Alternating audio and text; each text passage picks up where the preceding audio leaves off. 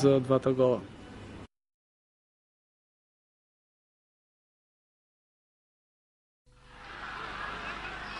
7 ноември 1984 година, дата, която ще остане в историята не само на пловдивския Ботев, но и народния футбол.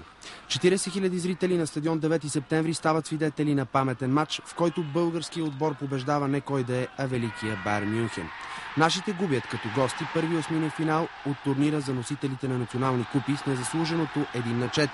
Във втория обаче двубой пловдивските канарчета не оставят никакви шансове на баварския грант, в чието състав личат имената на Жан-Мари Пфаф и Клаус Аугенталер.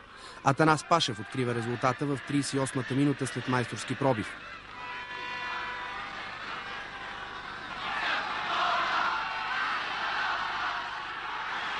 Шест минути след почивката нашите получават дуспа.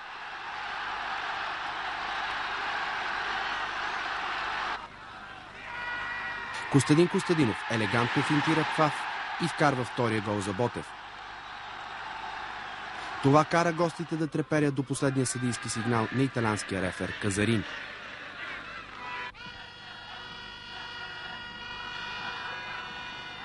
В крайна сметка български отбор отпада от турнира, но футбол на Европа дълго време след това говори за успеха над баварците.